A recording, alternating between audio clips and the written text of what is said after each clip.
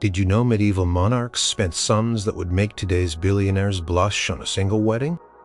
Could an event from the 12th century truly rival a modern-day royal spectacle for sheer, unadulterated opulence? Prepare to journey back in time, specifically between the 12th and 15th centuries, to discover the 6 most ridiculously extravagant royal weddings that ever happened. Number 1. Charles the Bold, Duke of Burgundy, and Margaret of York, 1468. Imagine a city transformed into a living dream.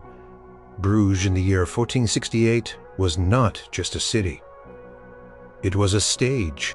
This was the scene set for the wedding of Charles the Bold, Duke of Burgundy, and Margaret of York, sister to Edward IV of England. This union was more than just a marriage. It was a powerful political statement, forging a formidable alliance against France. The extravagance displayed was a deliberate declaration of Burgundy's wealth, culture, and influence, a flex so grand it would be talked about for centuries. Margaret's journey to her groom was an epic in itself. She sailed from England with a massive fleet of 20 ships, carrying not just her personal retinue, but also an immense wardrobe, an orchestra of musicians, and enough treasure to fill a palace. Her arrival at Sluis was greeted with cannon fire and the cheers of thousands. From there, her procession to Bruges was nothing short of legendary. The roads were meticulously prepared, and every town she passed through hosted miniature versions of the grand celebrations. Local lords and ladies presented her with gifts, from jeweled caskets to rare falcons. Her carriage, pulled by 6 white horses, adorned with gold and silver fantastical ship, its sails made of rich blue velvet, embroidered with the English and Burgundian coats of arms. It was a spectacle intended to overwhelm the Centre. Source: Olivier de la Marche, Memoir, Etc.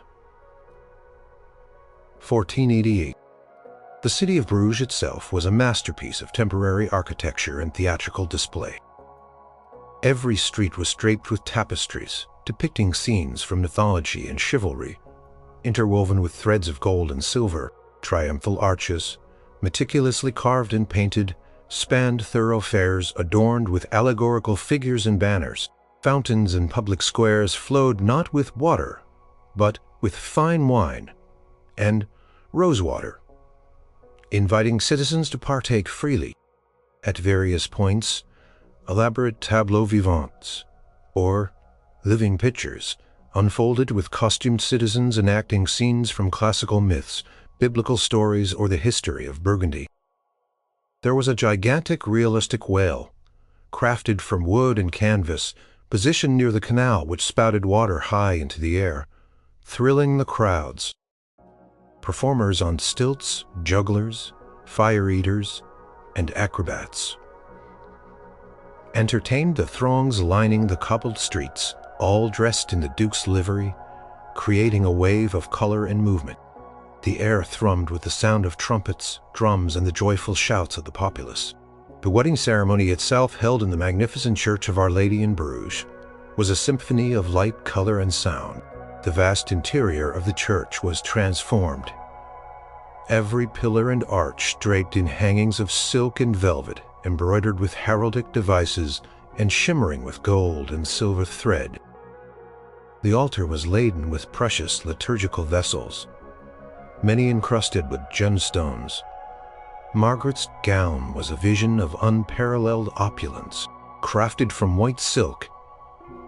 It was reportedly so heavily encrusted with pearls and diamonds that she could barely walk.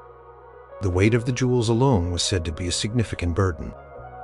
Charles, always one for dramatic entrance, wore ceremonial armor beneath his ducal robes of deep crimson velvet, symbolizing his warrior status and his immense power. His sword hilt glittered with a fortune in gems. The Mass was presided over by a retinue of bishops and archbishops in their finest vestments, their voices joining with a choir of unprecedented size and skill, whose harmonies filled the vaulted ceilings, accompanied by the sonorous tones of multiple organs. The scent of frankincense and myrrh mixed with the perfume of thousands of fresh flowers that adorned every available surface. Every noble and ambassador present was dressed in their most lavish attire, a sea of silks, furs, and sparkling jewels. But the feast was where the true legend of this wedding was forged. It was not a single meal, but a continuous series of banquets and entertainments that lasted for weeks. The main banquet hall, a temporary structure erected specifically for the event, was decorated with dizzying heraldic devices and hung with tapestries depicting the Duke's glorious ancestry. Tables stretching for what seemed like miles groaned under the weight of an unimaginable quantity and variety of food. Roasted peacocks, their feathers reassembled and gilded, were presented on silver platters, their beaks adorned with jewels. Whole roasted boars, complete with gilded tusks and sometimes wearing spectacles, were brought in on enormous trolleys. Swans, covered in their own plumage, stared blankly from amidst platters of spiced game, exotic fruits, and mountains of pastries. The dishes were presented with theatrical flair, each course a performance in itself.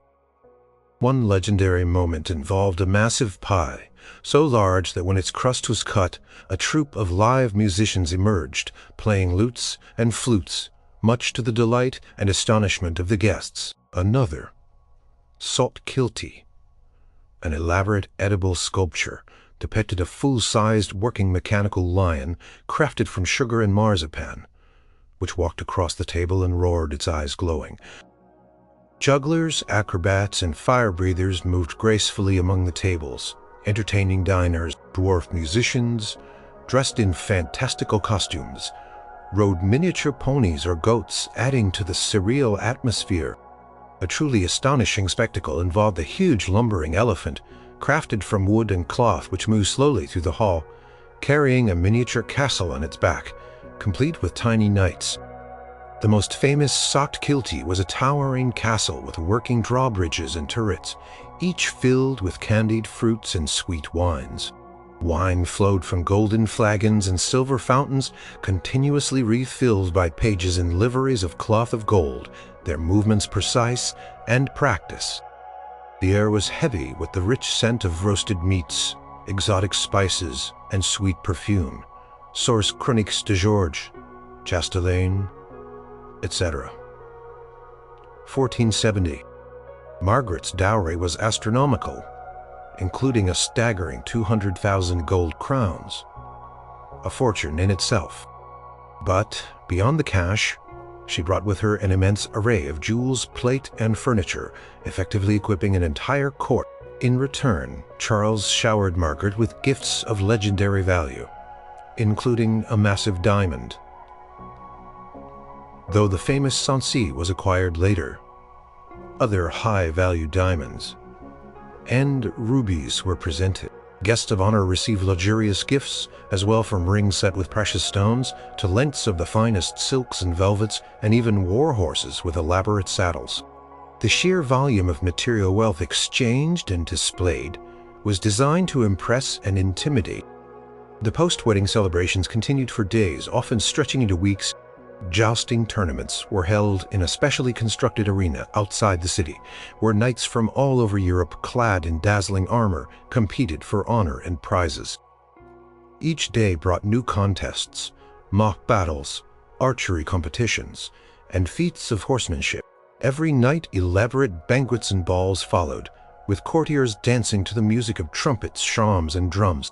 Masks, intricate performances involving masked dancers and elaborate costumes delighted the attendees.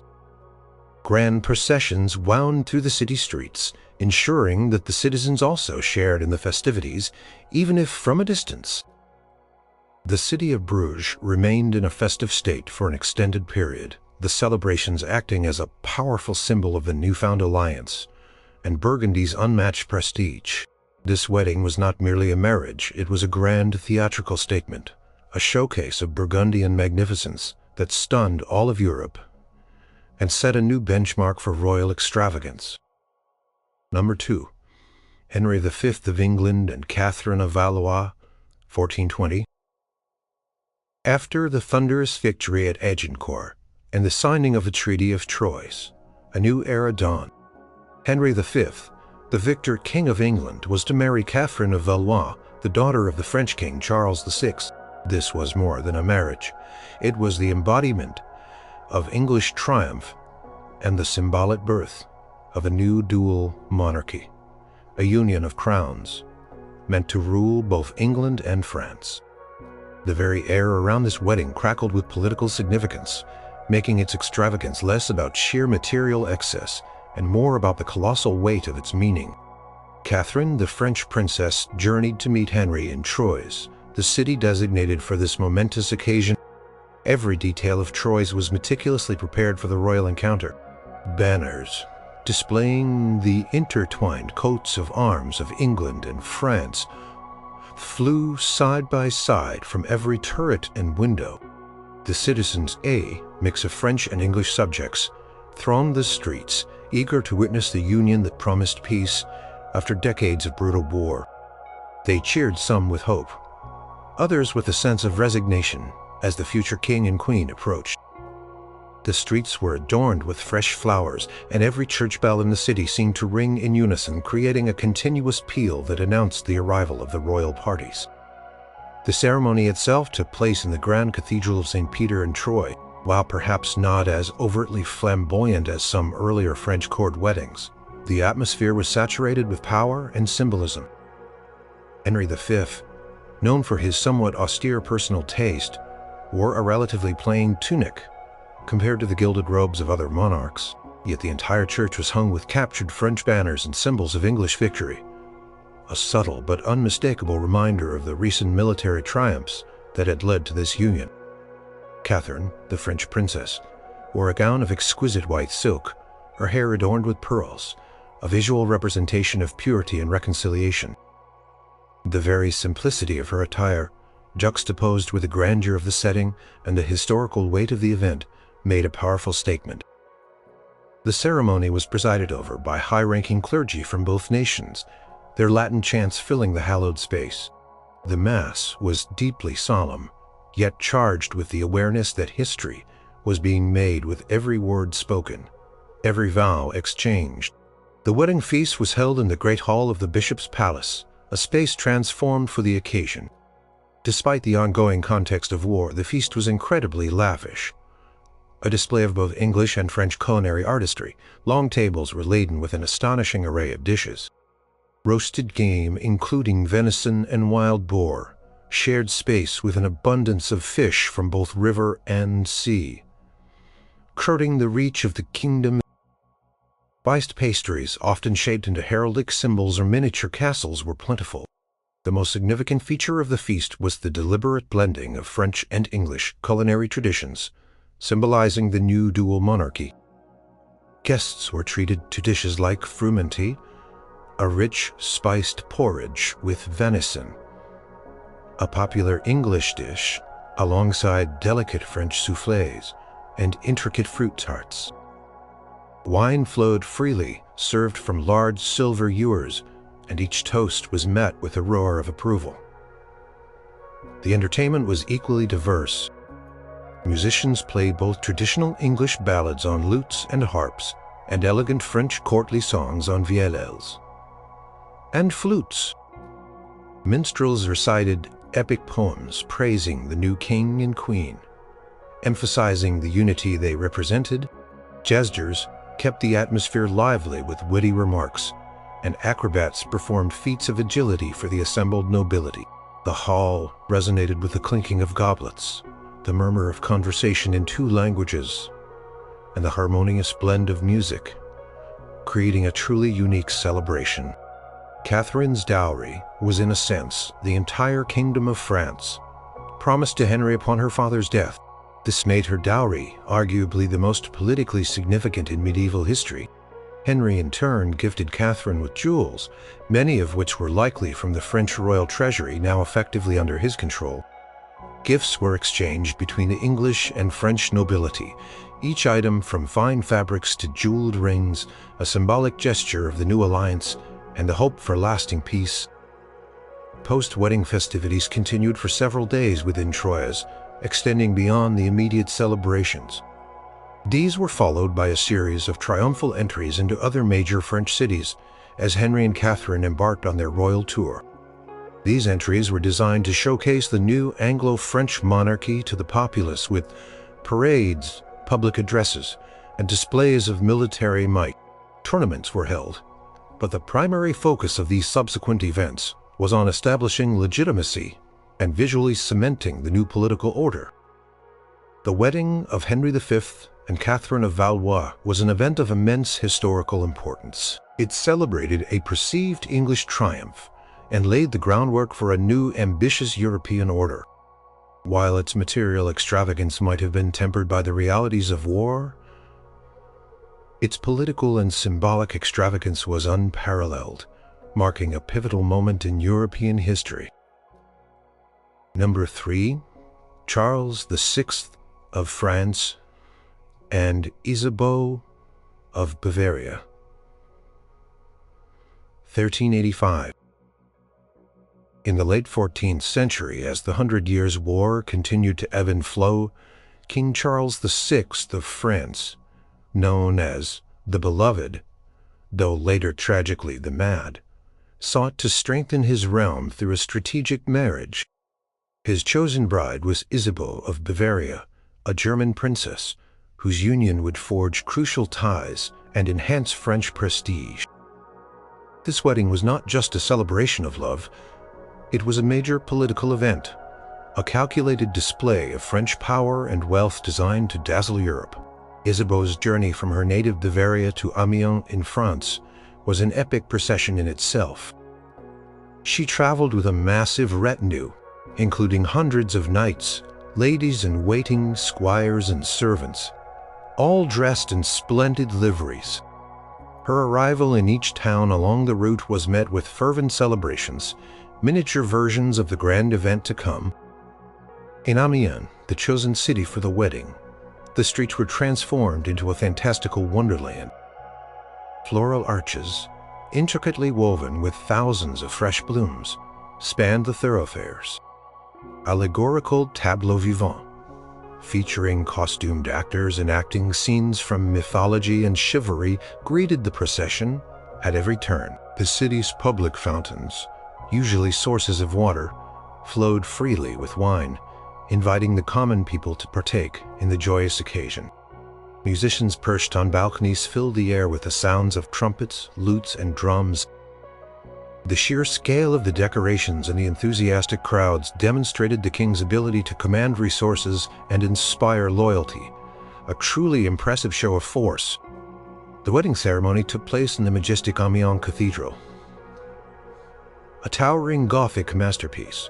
The entire city seemed to turn out to witness the event, overflowing from the cathedral into the surrounding squares. Charles VI arrived in robes of deep royal blue velvet, meticulously embroidered with hundreds of golden fleurs-de-lis, the symbol of French monarchy. Isabeau, the bride, made a breathtaking entrance in a gown of shimmering white satin, so heavily adorned with pearls and jewels that it caught every flicker of candlelight, creating an aura of ethereal brilliance. Bishops, cardinals, and the Pope's legate himself presided over the Mass, their combined presence signifying the immense spiritual and temporal power arrayed for the occasion. The music was provided by a choir of 200 voices, their Latin hymns soaring through the vaulted nave, accompanied by the resonant tones of trumpets and organs, creating a profound and awe-inspiring atmosphere. The air was heavy with the scent of burning frankincense and myrrh, mingling with the perfume of the royal court. The wedding feast was a multi-day extravaganza, a continuous cycle of dining and entertainment. It was held in a specially constructed wooden hall, built adjacent to the royal palace, and meticulously painted to resemble a fantastical garden, complete with trellises, arbors, and painted birds. Tables stretched out, seemingly endless, laden with over 100 courses served throughout the days of celebration. Dishes included roasted game from deer and wild boar to pheasants and swans, many presented with their feathers reattached and gilded.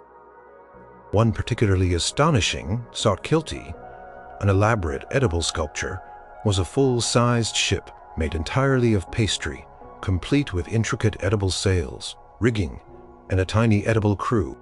This masterpiece was presented on a massive silver platter, carried by dozens of servants. Wine from the finest vineyards of France, flowed continuously from magnificent silver fountains, shaped like fantastical beasts. Between courses, the hall was filled with entertainment. Masked dancers performed intricate routines, their costumes glittering.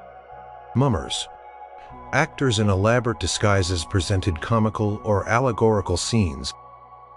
Parade of exotic animals, including lions and bears, safely caged of course, were led through the hall, demonstrating the king's reach and wealth.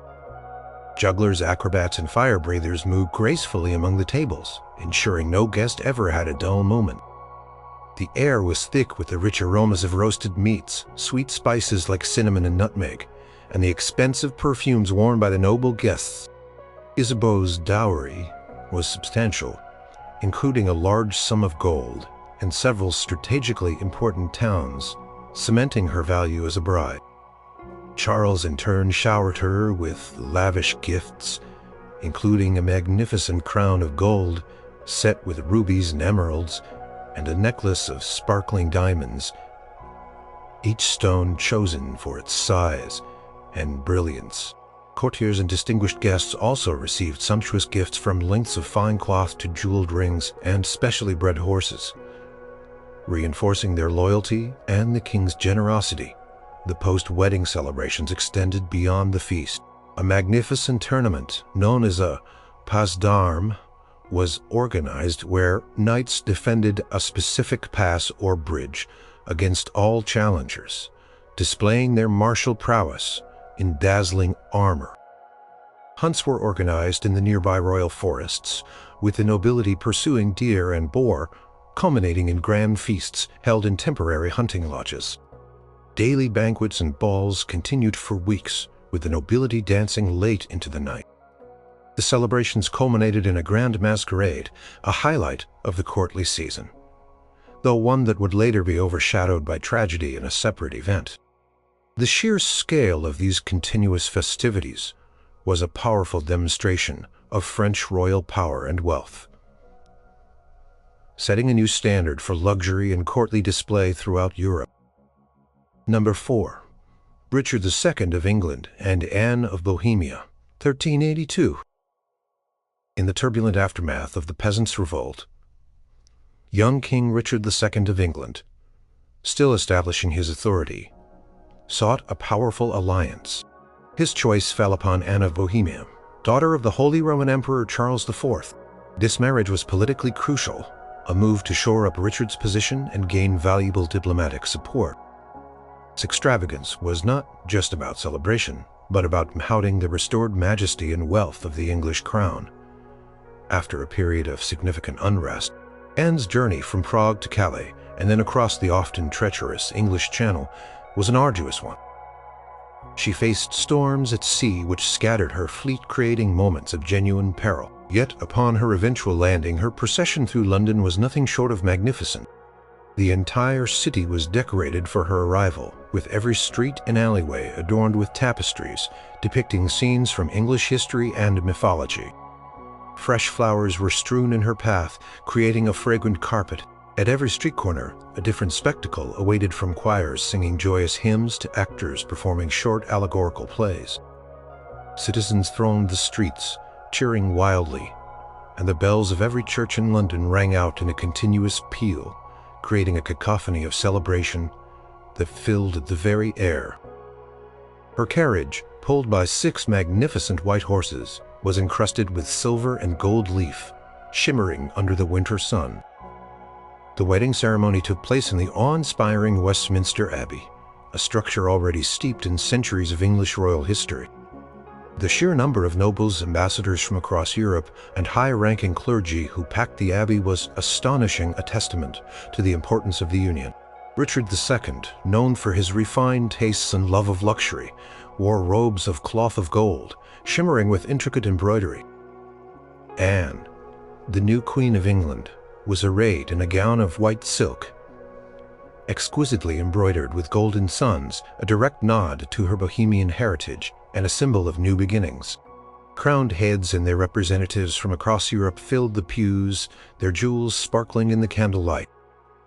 The entire abbey was draped in rich, expensive fabrics, from velvet to damask, transforming the already grand space into an even more opulent setting. Latin chants echoed through the vaulted ceilings, accompanied by the sonorous strains of organs and the powerful voices of massed choirs, creating a truly spiritual and majestic atmosphere. The wedding feast held in the vast and ancient Westminster Hall was a marvel of medieval excess.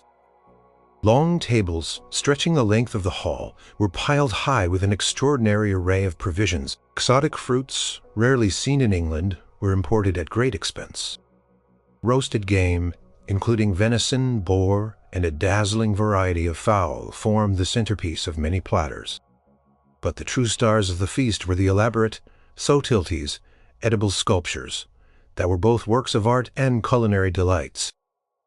These included towering castles, with working drawbridges made of pastry ships, crafted from marzipan and mythical beasts, roaring silently, sometimes even with moving parts. Wine, from the finest vineyards of France and the Rhineland, was served not just in goblets, but from large silver fountains shaped like lions, their mouths flowing endlessly. Music filled the hall, provided by masked trumpeters and drummers, whose fanfares announced each new course. The floor was strewn with fragrant rushes, creating a pleasant aroma underfoot, masking the scents of the crowded hall. Among the most popular dishes were roasted peacocks, their feathers reassembled and gilded, and wild boar with gilded tusks presented whole. A new dish, frumenty with venison, a rich, creamy spiced porridge, was introduced and became an instant court favorite. Anne's dowry was, controversially, a relatively modest sum, and it was paid to Bohemia by England, a reflection of the political necessity of the alliance. However, Richard compensated for this by showering Anne and her large entourage with incredibly lavish gifts, including collections of rare gems, exquisitely tailored, fine clothes, and substantial annuities that ensured their comfort. Richard presented Anne with a magnificent golden collar set with enormous diamonds and sapphires, a symbol of his affection and his kingdom's wealth. The post-wedding celebrations were extensive, designed to firmly establish the new queen's place at court and to cement the image of a strong, unified monarchy. Jousting tournaments with knights from England, France, and Anne's native Bohemia competing lasted for a full week, drawing huge crowds. Grand feasts were held every single night, each one a testament to culinary artistry and courtly entertainment. Masquerades and elaborate dances allowed the nobility to mingle and celebrate in a more informal yet still opulent setting. The streets of London remained alive with music, public festivities, and revelry for days on end, reflecting the joy and spectacle of the royal union. This wedding, despite its financial drain and the controversy over the dowry, was an incredible display of royal pomp, intended to solidify Richard's often shaky position and project an image of power and stability to his subjects and to Europe. Number 5. Edward I of England and Eleanor of Castile, 1254. Before he was known as Longshanks, the Hammer of the Scots, Edward I was a prince destined for greatness. His marriage to Eleanor of Castile in 1254 was a pivotal event, a political alliance crucial for securing Gascony, England's last foothold in France, and for forging new diplomatic ties. This wedding was not just a union of two young royals, it was a grand strategic move, executed with immense pomp and ceremony, signaling the rising power of the English monarchy. Eleanor's journey from the sun-drenched plains of Castile across the breadth of France to her future husband was a monumental undertaking. Her procession was a rolling spectacle, with a vast retinue of Castilian nobles, knights, and ladies, all dressed in their finest attire, traveling with her. Each stop along the way was treated as a mini-celebration with local lords, providing hospitality and entertainment. The grand reception in Bordeaux, where the wedding was to take place, was a culmination of weeks of travel. The city was meticulously decorated. triumphal arches adorned with vibrant tapestries depicting heraldic symbols of both England and Castile spanned the main thoroughfares. Knights on parade, their armor gleaming in the sun, lined the streets, creating a guard of honor. Huge crowds gathered, eager to catch a glimpse of the young prince and his exotic bride, cheering as their procession moved through the festooned streets. The air was filled with the sounds of trumpets and the joyful shouts of the populace. The wedding ceremony held in the Grand Bordeaux Cathedral, after Eleanor's extensive journey, was a deeply solemn yet magnificent affair. It was attended by a host of French nobility who had gathered to pay homage to the future King of England, as well as by a large contingent of English lords and knights. Edward, even as a prince, cut an imposing figure. His ceremonial robes, worn over gleaming mail, underscored his dual role as both prince and formidable warrior. Eleanor, radiating youth and grace, wore a gown of rich crimson velvet, its borders meticulously trimmed with the finest ermine fur, a symbol of her royal status and wealth. Sunlight streamed through the cathedral's magnificent stained glass windows, casting colorful patterns across the stone floor and illuminating the assembled dignitaries. The Mass was accompanied by a powerful choir whose voices resonated through the vast space, accompanied by the solemn peals of the cathedral bells. The wedding feast was a staggering display of culinary extravagance, held in a massive, specially constructed temporary pavilion, erected just outside the city walls.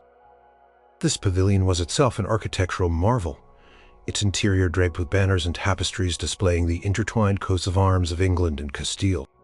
Hundreds of tables laden with gleaming silver and gold platters stretched into the distance. The array of dishes was truly astonishing, reflecting the wealth and reach of the English court. Roasted deer, wild boars, and a vast assortment of wildfowl, including swans and cranes, formed the bulk of the meat courses. Exotic spices from the East, like saffron, cinnamon, and cloves, were used liberally, not just for flavor, but as a display of wealth. Sweet pastries, often shaped like animals or heraldic symbols, provided sugary delights. Wine flowed ceaselessly from large casks, continuously refilled by dozens of servants. The entertainment was as varied as the food. Troubadours sang epic tales of chivalry and love, their voices accompanied by lutes and harps. Fire eaters mesmerized the crowd with their daring acts, while acrobats performed breathtaking feats of agility. Unequally, Moorish dancers, brought specifically for the occasion, performed intricate, mesmerizing routines, touting the Khayal influences. The hall was a hive of activity, noise, and indulgence.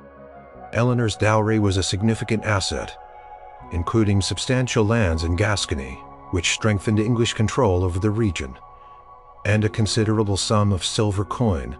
Edward, in turn, lavished her with precious gifts. Among them was a magnificent parure of jewels, including a sapphire necklace of remarkable size and brilliance, and a circlet of pearls, each one perfectly matched. Gifts were also distributed to the wedding party and distinguished guests, including lengths of fine silks, luxurious fur cloaks, and jeweled swords for the knights. The sheer scale of the gifts underlined the importance of the alliance and the generosity of the royal house. The post-wedding celebrations extended for weeks, keeping Bordeaux in a state of continuous festivity. Tournaments for knights were held daily, drawing enthusiastic crowds as armored combatants tested their skill and bravery. Archery contests pitted the finest bowmen against each other. Hunting parties ventured into the nearby forests, pursuing game for subsequent banquets. Public feasts were held for the common people, who were given fresh bread and barrels of ale, ensuring that the entire populace felt part of the celebration. The wedding of Edward I and Eleanor of Castile was more than a personal union. It was a massive political statement, solidifying the future King of England's status, securing vital territories, and forging crucial connections across the European continent. Its cost was immense, a true reflection of its strategic importance and the burgeoning power of the English crown. Number 6. Eleanor of Aquitaine and Louis VII of France, 1137. In the year 1137, an event unfolded that would forever reshape the map of Europe. Eleanor of Aquitaine, the independent and fiercely intelligent Duchess of Aquitaine, and quite possibly the wealthiest woman in Europe, was to marry Louis VII, the soft-spoken heir to the French throne. This was not merely a marriage, it was an unparalleled political union, bringing vast, rich territories from the south of France under the theoretical control of the French crown. The sheer scale of the wealth involved and the potential power it represented made this wedding an event of monumental extravagance. Eleanor's journey to her wedding was a regal procession that captivated all who witnessed it. From Bordeaux, her ducal seat, she traveled through her vast domains, stopping in major cities like Poitiers and Limoges. Each stop was a mini-celebration, a demonstration of her immense wealth and the loyalty of her subjects. Her retinue included hundreds of knights, ladies, and servants, all dressed in their finest attire. The horses pulling her carriage were adorned with intricate harnesses, glittering with gold and silver fittings. Along the roads, common folk lined the routes, showering the procession with flowers and cheering their duchess. Eleanor's own attire on this journey was reportedly a spectacle of rich fabrics, with gold and silver brocade shimmering in the sunlight, setting the tone for the opulence to come. The wedding ceremony itself took place in the Grand Cathedral of Saint-André in Bordeaux, chosen for its imposing size and Eleanor's connection to the region.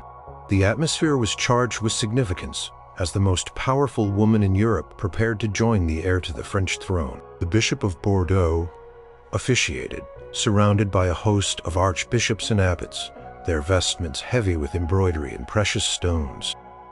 Eleanor's gown was a masterpiece of medieval textile art, said to be woven with gold thread and adorned with a multitude of pearls and sapphires, each carefully stitched into the fabric, catching every glimmer of light. Louis, dressed in robes of royal purple, looked on as his world expanded dramatically. Choirs numbering in the hundreds sang Latin hymns, their voices soaring through the high vaulted ceilings of the cathedral. The air was thick with the scent of frankincense and myrrh, mingling with the perfume of thousands of fresh roses that adorned the altar and nave, creating an almost otherworldly ambience. The wedding feast was a legendary display of medieval banqueting. Held in a specially constructed temporary hall, decorated with tapestries depicting allegorical scenes, the tables groaned under the sheer weight and variety of the food. Roasted peacocks, their magnificent plumage reassembled and often gilded, were presented as centerpieces, their beaks sometimes adorned with precious stones. Whole roasted boars, their heads meticulously prepared, often with gilded tusks, were brought in on enormous platters. Roasted swans, a rare delicacy, added to the exotic fare. Exotic spices imported from the far reaches of the known world, like saffron, cinnamon, cloves, and ginger, were used liberally, not just to flavor the food, but as a powerful symbol of wealth and global reach. Sugar sculptures, intricately crafted to resemble castles, knights in battle, or mythical creatures, adorned the tables as subtleties, providing edible entertainment. Rivers of spiced wine flowed freely from enormous casks, continuously replenished by dozens of servants. The entertainment was as extravagant as the food. Minstrels played lutes, harps, and flutes, their melodies weaving through the hall. Acrobats tumbled and performed daring feats of agility, while jesters, with their witty, and sometimes surprisingly crude, jokes kept the noble guests roaring with laughter. Knights performed mock duels within the feasting hall itself, cutting their prowess and adding a dramatic flair to the proceedings. Guests ate from golden goblets and silver platters, each piece a testament to the monarch's vast treasury. Eleanor's dowry was arguably the most significant in medieval history. The entire Duchy of Aquitaine, a vast and incredibly rich territory, stretching from the Loire River to the Pyrenees. This alone was a dowry that would define centuries of Anglo-French relations. Louis's gifts to his new bride were equally magnificent, including a crown adorned with enormous emeralds, each one perfectly cut, and a necklace of 36 perfectly matched rubies, a fortune in gems.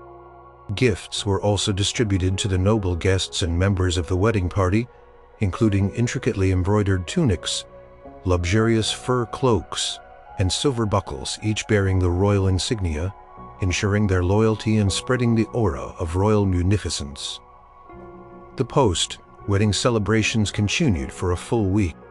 Tournaments, where knights from across France demonstrated their chivalric skills, were held in a specially constructed arena. Hunts in the nearby forests provided further entertainment and fresh game for the endless banquet. More feasts and balls were held each night, ensuring that the nobility remained entertained and impressed. To mark the occasion for the common folk, bread and wine were distributed freely from public fountains in the city squares, allowing everyone to partake in the joy.